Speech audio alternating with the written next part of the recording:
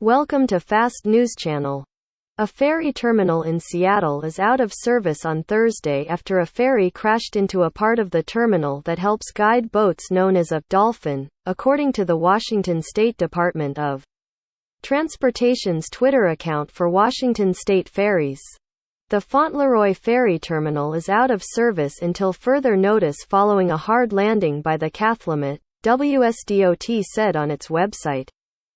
The Issaquah will be the only boat on the route for now and will continue service between Southworth and Vashon. The boat will not operate on its regular schedule and just load vehicles before departing to its next destination to move as much traffic as possible. Ian Sterling, a public information officer for Washington State Ferries, said the Cathlamet had a hard landing, causing significant and serious damage to the vessel.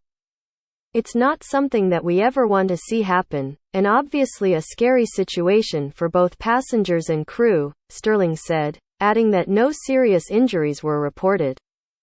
Sterling said the cause of the crash is under investigation, and that the crew has been drug and alcohol tested, which is standard procedure. And we're working with our federal partners and others to really investigate what happened here. We want to know so it doesn't happen again, Sterling said.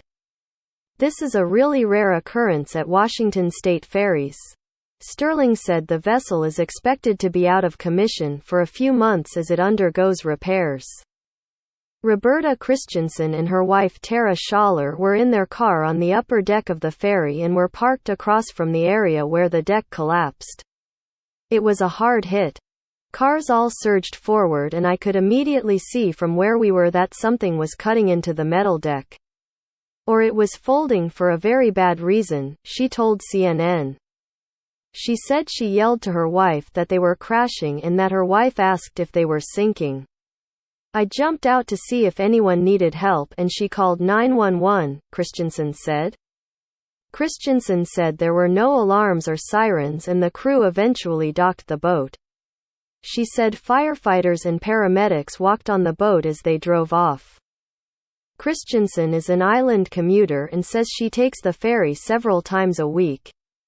Now we're down to a one-boat schedule, so things are about to get very messy, she said.